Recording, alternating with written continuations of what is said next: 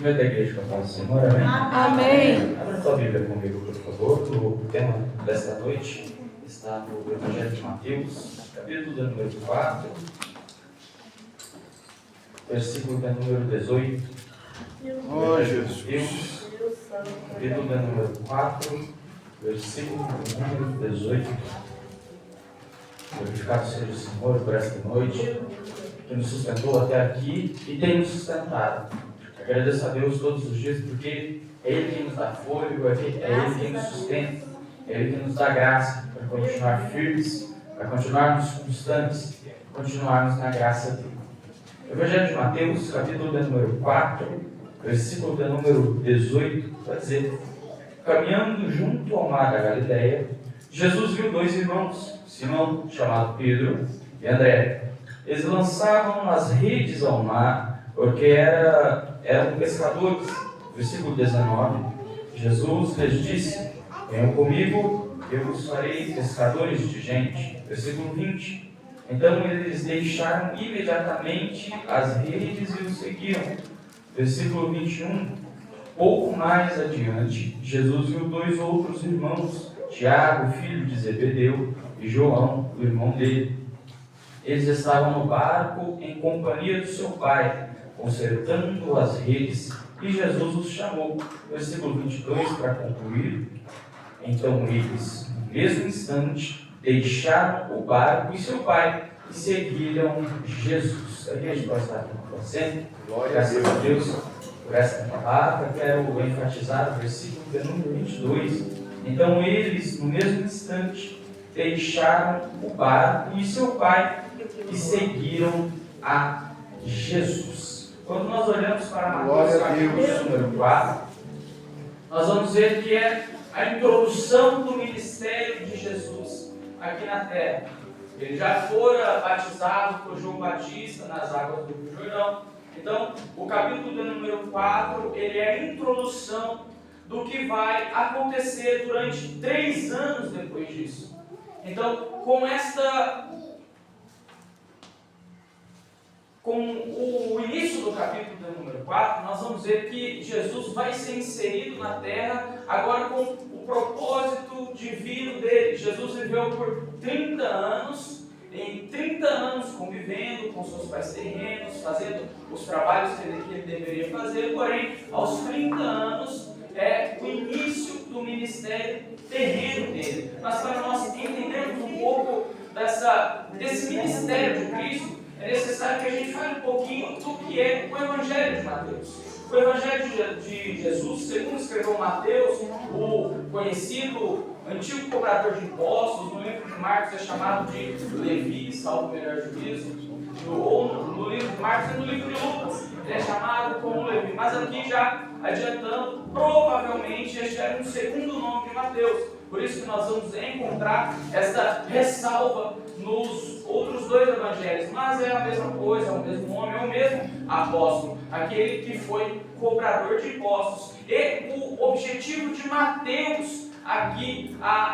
relatando a vida de Jesus, relatando o que aconteceu, ele tinha algumas particularidades. Ou seja, Mateus, ele apresenta Jesus primeiramente como um Messias esperado, e segundo, como o cumprimento de 2 promessas que Deus fez ao povo de Israel. A primeira promessa é a de que traria paz, e a segunda promessa é a de que traria libertação. Ou seja, o Messias viria incumbido de 2 promessas, para cumprir 2 promessas. A primeira é que ele iria cumprir uma promessa de paz, logo em seguida iria cumprir uma promessa de libertação. Aqui precisamos falar um pouco sobre esses 2 pontos. A questão da paz, ela é muito conhecida no meio judaico, no meio de Israel, porque por diversas vezes houve guerras, houve troca de deuses, houve uma Israel que foi levada a cativeiro, depois saiu, foi uma Israel que estava presa em diversos momentos. Então, quando nós vemos o ano que é escrito, quando nós nos deparamos com a época em que é escrito os evangelhos, que é a vivência de Cristo aqui nesta terra, nós vamos ver que é o Império Romano que domina aquela região da Galileia, aquelas regiões de Israel. Nós nos deparamos que era uma cultura muito diferente da cultura propagada pela Bíblia. É um costume muito diferente do que um costume que é ensinado por Deus. São pessoas que adoram ídolos, são pessoas que adotam outros costumes diversos da Bíblia. Então Jesus vem nesse contexto, vem nesta época, vem neste momento, justamente para fazer uma separação entre a promessa de Deus e o que estava acontecendo com Israel. Porém, a mentalidade de muitos judeus, a mentalidade de grande parte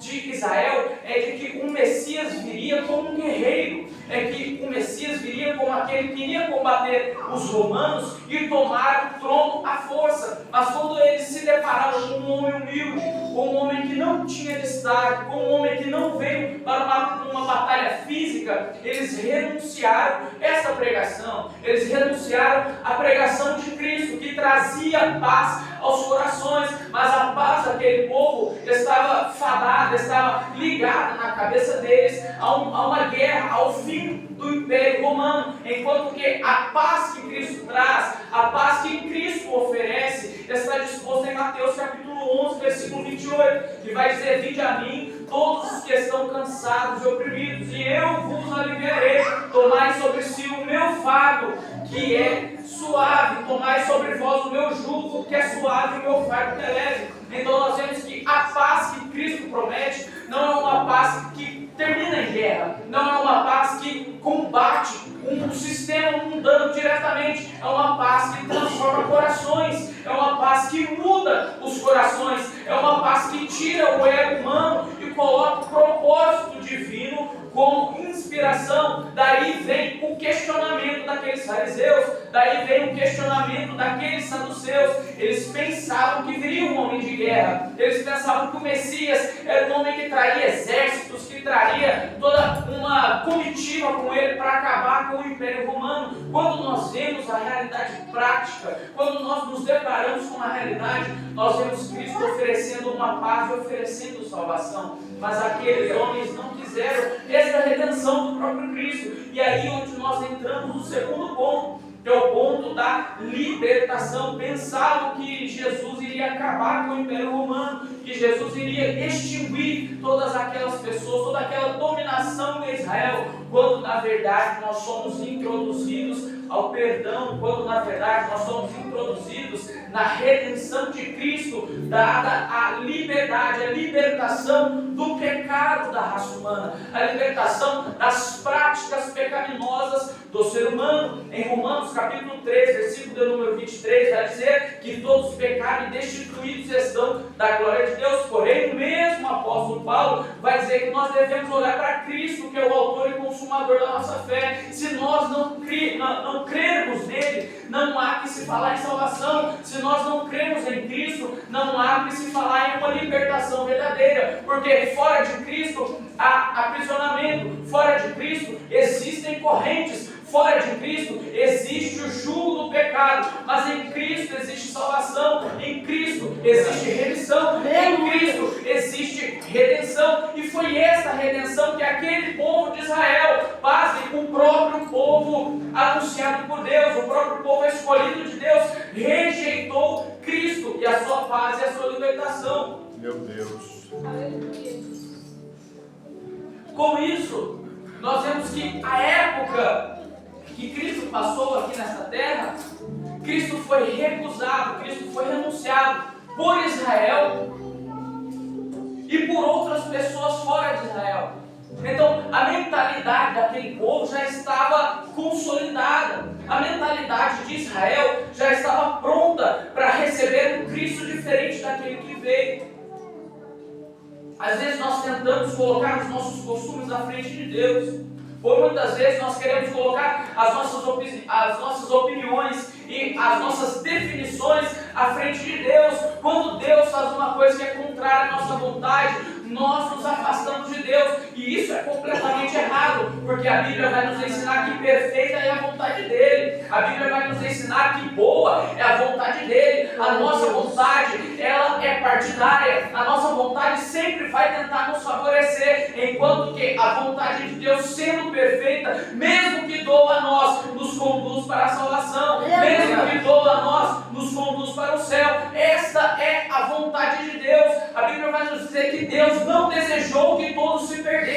A Bíblia diz que Deus não desejou que todos estivessem sob o jugo do pecado. Porém, isso foi pela responsabilidade humana. Isso foi pela responsabilidade de cada um. Nós vamos até o inferno porque nós queremos. Nós atravessamos as portas do inferno porque queremos com os nossos próprios pés. Deus não mandou, Deus não ordenou. Se nós estamos em pecado, é porque nós escolhemos estar em pecado. Agora, tem uma coisa: quando nós decidimos levantar as nossas mãos para os céus, existe um Cristo que nos perdoa, existe um Cristo que nos aceita, existe um Cristo que nos transforma. Mas para que haja transformação, mas para que haja redenção, para que haja salvação, é necessário o arrependimento, é necessário nós nos desvincularmos, nos desvincularmos daquilo que nos aprisiona, daquilo que nos acorrenta, daquilo que nos deixa aqui presos a essa terra. Então, quando nós temos uma vontade do ser humano de permanecer no erro, de permanecer no pecado, quem ele não deve culpar é o próprio Deus, porque nós estamos procurando o pecado que nos conforta. Meu Deus. Nós estamos procurando estar no lugar que nos conforta. E o Evangelho é completamente contrário. O Evangelho não traz conforto, o Evangelho traz cruz. O Evangelho não traz conforto, o Evangelho traz renúncia. E é isso que está faltando em muitas pessoas. É isso que falta nessa geração do século XXI. Falta entender que o Evangelho não vai te trazer bodas, o Evangelho não vai te trazer flor, o Evangelho não vai te trazer reconhecimento, o Evangelho traz cruz, o Evangelho traz renúncia, o Evangelho traz redenção, o Evangelho traz destaque para Cristo e exclusividade para nós. Já diria a Bíblia que Deus deve aparecer, que Deus deve resplandecer, que Deus deve ser pregado e anunciado. Aleluia! É, Jesus, maravilhoso. Glória a Deus, aleluia. Grande a tua Vai, obra. Quando nós nos deparamos com Mateus capítulo número 4, Meu Deus. o seu contexto nos apresenta dois objetivos, dos quais incumbiam Cristo aqui nessa terra. O primeiro era que o Evangelho de Mateus tinha o objetivo de evangelizar os judeus, a fim de que eles reconhecessem Cristo como o verdadeiro Messias. E o segundo objetivo é apresentar aos gentios a salvação que está somente em Cristo. Então aqui nós precisamos fazer uma clara distinção entre o povo de Israel e entre os gentios, entre os judeus e aqueles que não são judeus. Aos judeus, o Evangelho de Mateus tem o objetivo de evangelizá-los, a fim de que reconheçam Cristo como o Messias prometido. E já aos gentios é necessário que apresente a salvação que está em Cristo. Daí nós vamos entender quando o apóstolo Paulo falou que nós fomos enxertados na graça, que nós fomos enxertados por Deus na graça. É justamente isso, nós somos gentios, porém por meio de Cristo nós somos enxertados na salvação. Ou seja, o mesmo se aplica aos judeus. Se o judeu não reconhece Cristo, se o judeu não confessa a Cristo, a fé cristocêntrica,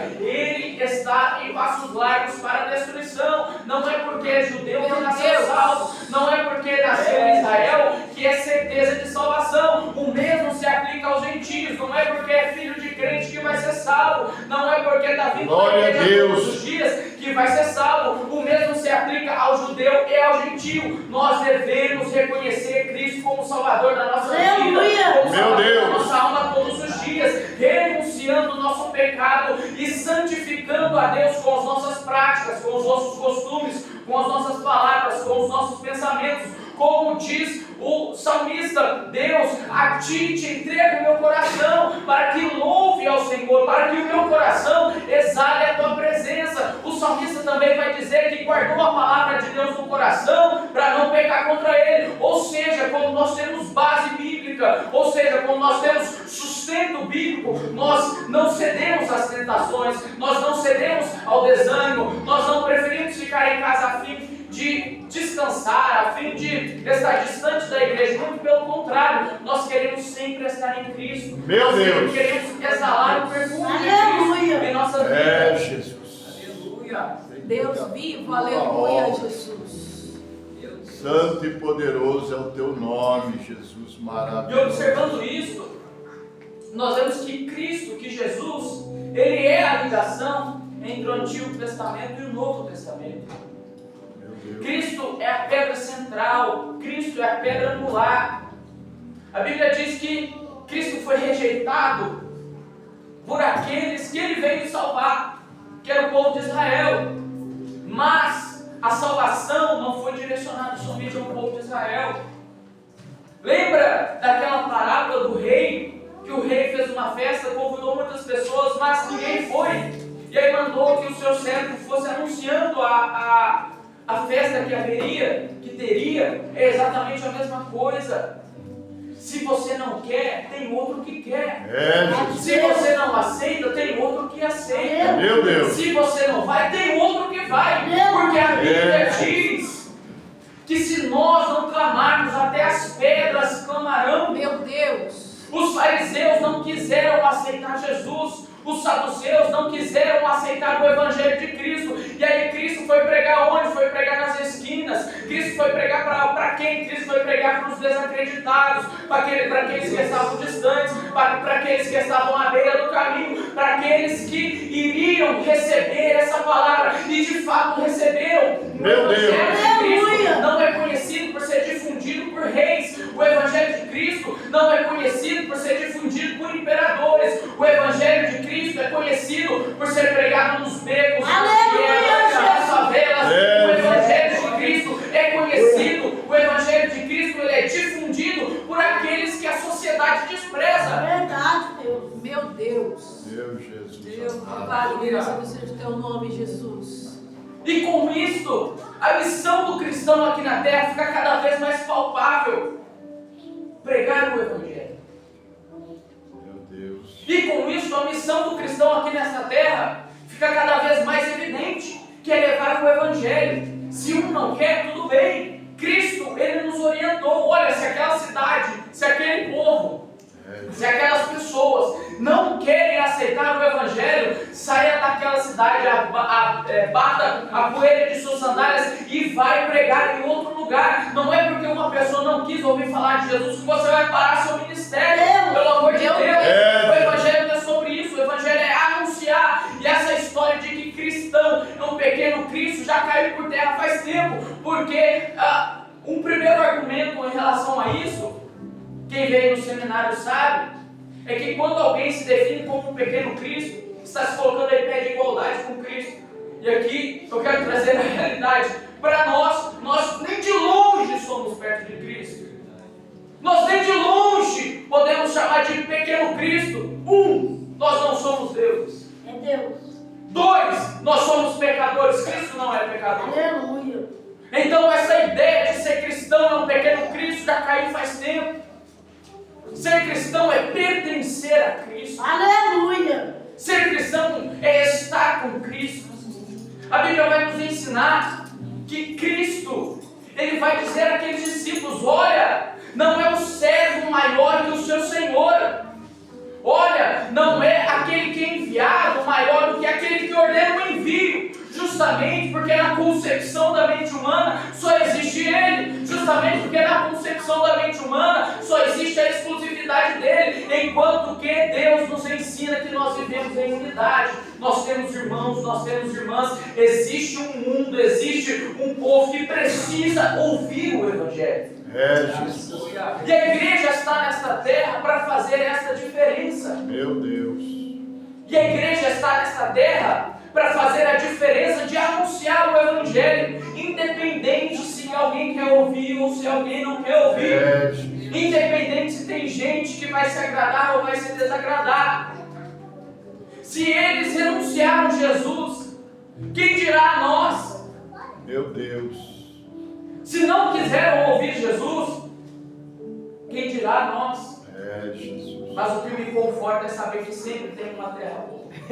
Aleluia. Mas o que me conforta é saber que sempre existe uma terra que vai brotar a semente. Amém. Graças a Deus. Então vale a pena o sacrifício. Aleluia. Então vale a pena a evangelização. Então vale a pena o ministério. Então vale a pena pregar o evangelho. Meu Porque Deus. sempre vai ter uma terra boa para receber. Aleluia. É, Sempre vai ter uma terra boa que vai dar fruto. meu Deus. Sempre existirá aquele que vai multiplicar o talento. Sim, tem os que enterram o talento, mas existe os que multiplicam. Meu Deus.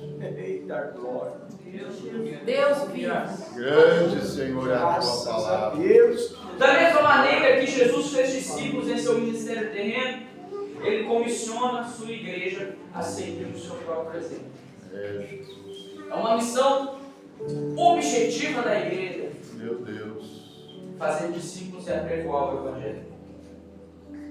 É, meu Jesus. No ministério de Cristo, nós vamos ser inseridos a partir do capítulo número 4 de Mateus, versículo 1, que vai dizer que Jesus foi levado pelo Espírito ao deserto para ser tentado pelo diabo.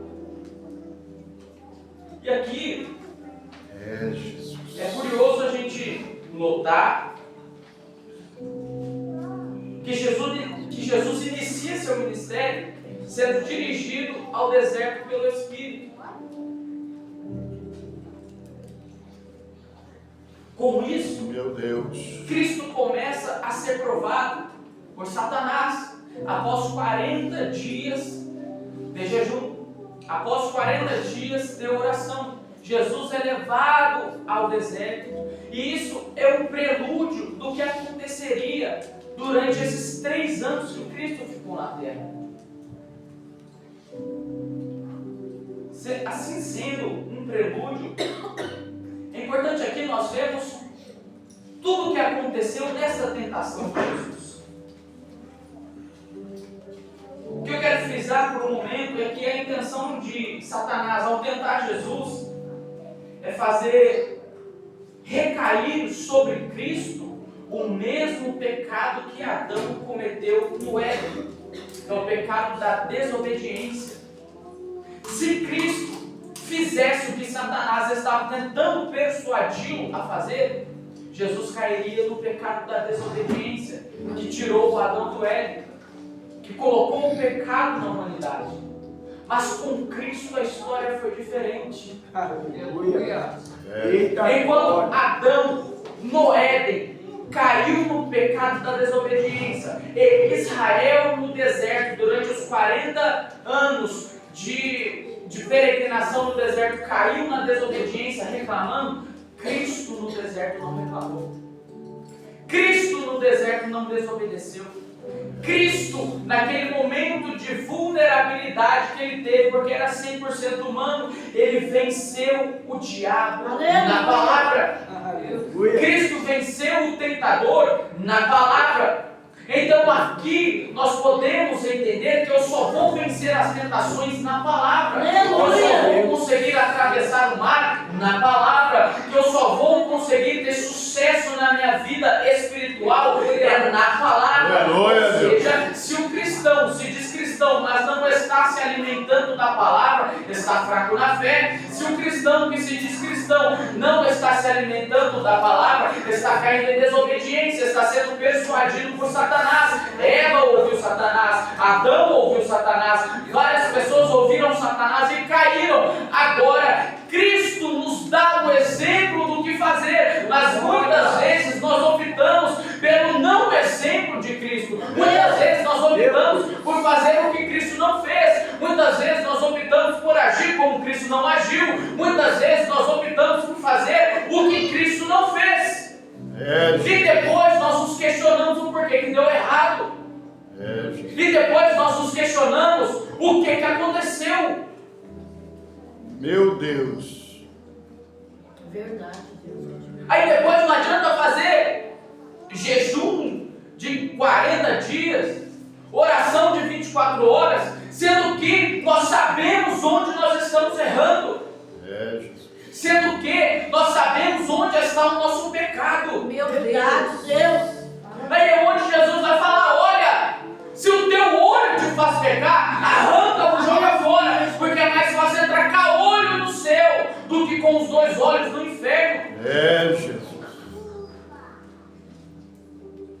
Meu Deus. Pecados de estimação conduzem para o inferno de qualquer jeito. Jesus. Pecado continua sendo pecado. Meu Deus, querido Senhor. Então, quando nós vemos a tentação de Cristo, está exalando justamente isso, como o cristão deve se comportar diante da tentação. Meu Cristo Deus. era um homem, ele sentiu fome. Aí vem o diabo e fala o que para Jesus? Olha, se tu és filho de Deus, transforma essa pedra em pão. Ele não te deu poder. Você não é o Jesus, você não é o enviado por Deus, não foi guiado até aqui pelo Espírito Santo. Você está com fome, então transforma essa pedra em pão. Meu Deus. Aí vem Cristo, não sendo persuadido por Satanás. Cristo vai falar para ele: nem só de pão viverá o homem, mas de toda palavra que procede da boca de Deus. Era Cristo mostrando para o diabo que a dependência dele estava em Deus. Que a dependência dele estava em Deus e não no que vem da terra. Quando nós dependemos do que está na terra, o que tem na terra é passageiro. Quando nós dependemos do que tem na terra, o que tem na terra um dia vai acabar. Mas lembra daquela passagem? Bem-aventurado é aquele que guarda suas coisas no céu, que tem o seu tesouro no céu, porque a traça não corrói, a ferrugem não destrói e o ladrão não pode roubar. É justamente por isso que Cristo, ele vai apontar para o céu. Jesus maravilhoso. Grande Deus. Meu Deus, querido. Eita glória. Aleluia. Grande a tua Eita palavra. glória. Aleluia. Deus tremendo. Justamente por isso que Cristo vai apontar para o céu uma vez que ele era 100% homem, uma vez que ele também era 100% homem, ou seja, Meu Deus. Cristo mostrava sua dependência única e exclusivamente em Deus. Quando nós nos deparamos também de igual modo com o diabo falando para Cristo: olha, tá bom então, vamos lá no pináculo do templo. Levou Cristo no pináculo do templo e falou: ó, a Bíblia diz, as escrituras dizem que o Senhor ordena anjos para cuidar de você. Então pula daí. Aí vem Cristo e fala para ele: ó, não tentarás o Senhor teu Deus. Se Cristo não estivesse preparado, se Cristo não estivesse firmado na palavra, não seria capaz de pronunciar essas palavras. Jesus. Agora, quando nós nos deparamos com uma preparação, quando nós nos deparamos com a firmeza que a palavra de Deus nos dá, nós podemos passar sim por momentos de tentação, mas não cairemos nela. Nós podemos sim passar por momentos de prova, mas não iremos ceder às provas que nos são incumbidas, justamente porque nós temos uma base, um apoio. Meu Deus do céu.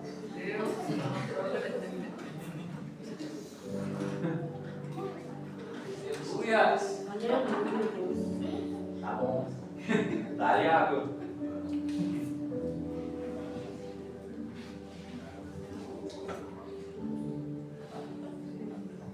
Aleluia. Tu és santo. Então, quando nós entramos no assunto da tentação de Cristo, do verso 1 ao verso 11, nós vamos ver que o diabo buscava desqualificar Jesus e a obra redentora, a identidade de Cristo como Cordeiro de Deus sendo colocada à prova, e assim se tornando um prelúdio do que marcaria a passagem de Cristo aqui na terra. Um segundo objetivo que nós temos ao analisar Mateus capítulo número 4, que vai do verso 12 ao verso 17, é justamente o início do ministério de Cristo na Galileia, sendo uma profecia, um cumprimento de profecia de Isaías capítulo 9, versículo de número 1. Então nós vemos que o ministério de Cristo começou na Galileia já com o cumprimento de uma profecia que está em Isaías. A profecia diz que, e deixando Nazaré, foi morar em Cafarnaum, situada à beira-mar, na região de Zebulon e Naftali. Isso aconteceu para que se cumprisse o que fora dito por meio do profeta Isaías. Aí vai dizer, terra de Zebulon, terra de Naftali, caminho do mar, além do Jordão, Galileia dos gentios. 16. O povo que vivia em trevas viu grande luz, e aos que viviam na região, a sombra da morte resplandeceu-lhes a luz. Graças a Deus. Aleluia, Jesus. Fica muito claro que o início do ministério de Cristo não foi ao acaso. Fica muito claro que o início do ministério de Cristo não foi uma coisa aleatória. Foi uma profecia, foi profetizado todo o Antigo Testamento apontando para ele. E com isso, nós somos direcionados ao versículo número 17. Que vai dizer, daí em diante começou a pregar e a dizer, arrependam-se, porque estão próximo ao reino dos céus. Glória a Deus. João Batista foi tido como louco por pregar o arrependimento. João Batista foi tido como insano por pregar o arrependimento. E muitos dos que ouviam a mensagem de João Batista pensavam que o Messias iria pregar diferente.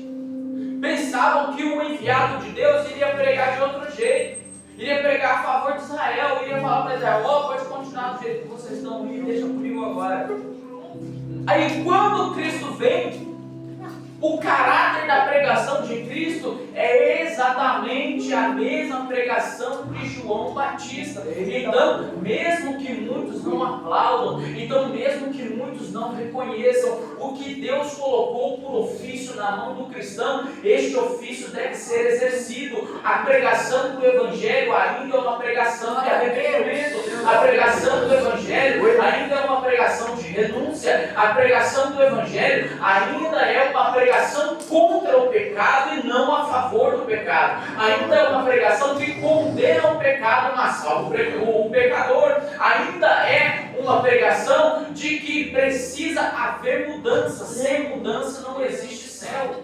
Meu Deus. Foi essa mensagem que Cristo trouxe à terra. E é claro que não ia agradar muitos, porque imagina, houve um período de 400 anos, e a esse período é dado o nome de período intertestamentário, que é o período que não houve manifestação de Deus na terra, não houve manifestação de Deus para com Israel. Foram 400 anos de puro silêncio entre o livro de Malaquias e o livro de Mateus. Porém, quando inicia o livro de Mateus, Jesus é inserido logo como rei. Meu Deus. Glória, aleluia. O livro de Mateus, o Evangelho de Mateus, insere Cristo como o verdadeiro rei. Aleluia.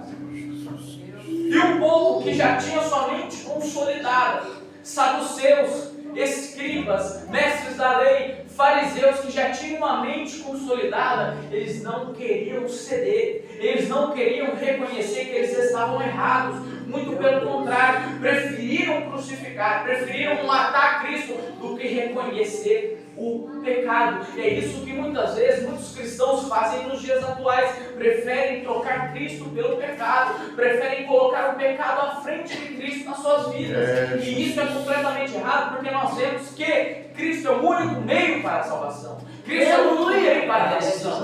Cristo é o único caminho para o céu. João 14,6 vai dizer, eu sou o caminho, a verdade e a vida. Ninguém vem ao Pai se não for por mim. 2 Timóteo capítulo de número 2, versículo de número 5, vai dizer que existe somente um mediador entre os homens de Deus. Existe somente um mediador entre os homens de Deus, Jesus Cristo, o justo. Aleluia, graças a Deus. Então fora de Cristo não existe, nunca existiu, nunca existirá salvação. Glória a Deus. Deus vivo, aleluia. É Deus.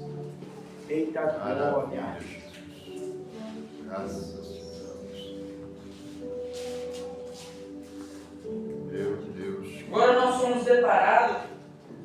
deparamos com o tema desta noite, que é o chamado de Cristo àqueles discípulos, aqueles homens que eram pescadores.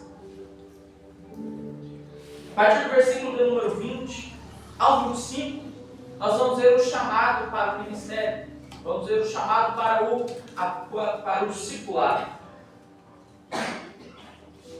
No versículo de número 18, diz que Pedro e André eram pescadores, ou seja, eles tinham um ofício. A entender, eles tinham um ofício e esse ofício era a pescaria. Meu Deus. Era o ganha-pão deles. De igual modo, a Tiago e João, eles também eram pescadores. Então nós vemos que eles tinham um ofício, que era o ofício da pescaria. Mas aí vem Jesus, fala para eles: olha, vem comigo que vocês serão pescadores de homens. Meu Deus. Perceba que Cristo inseriu um novo ofício àqueles homens. Cristo tinha algo novo para aqueles homens. Meu Deus. O que Cristo nos oferece é algo novo, não é jugo. O que Cristo traz à nossa mente não é uma coisa que nos aprisiona, mas é uma coisa que nos liberta. O que Cristo traz a nós não é uma coisa que nos mantém trancafiados, muito pelo contrário, é uma coisa que nos traz liberdade e a oportunidade de angariar outras pessoas também para serem participantes dessa graça, Deus. para serem participantes deste evangelho. Então era Cristo falando para eles: olha, vem para uma missão muito mais importante do que essas que vocês têm agora. O ofício de vocês é serem pescadores, mas comigo vocês vão pescar almas.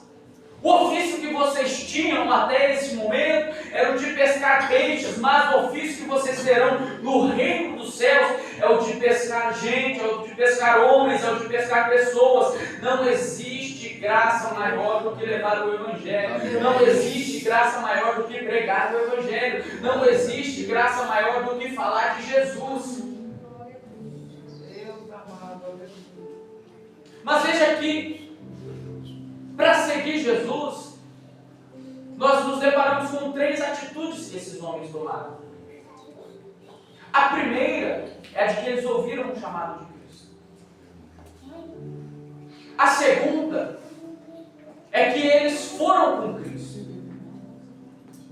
A terceira é que eles colocaram uma dependência deles em Cristo. Então sim, para ser um seguidor de Cristo, sim, para ser um cristão, é necessário que haja um ouvido atento à voz de Deus, uma disposição para ir com Cristo e uma fidelidade ao Senhor que nos chama. Glória a Deus. Com isso, nós vemos que a região da Galileia era conhecida pela pesca. Com isso, a pesca era um trabalho comum, exercido por várias pessoas. Mas por que eles foram escolhidos? Agora bem, porque a capacidade é Deus quem concede, a graça é Ele quem derrama, a misericórdia é Ele que estende. Portanto, faça como aqueles homens que foram chamados por Cristo. Veja que do versículo 19 ao versículo 20 vai dizer: Jesus lhes disse: venham comigo e eu os farei pescadores de gente. Versículo 20, então eles deixaram imediatamente as redes e o seguiram. Versículo de número 22, então eles no mesmo instante deixaram o barco e seu pai e seguiram Jesus. Ou seja, a aplicação dessa mensagem: deixe tudo por amor a Cristo. Amém. Glória a Deus, a oportunidade de Jesus.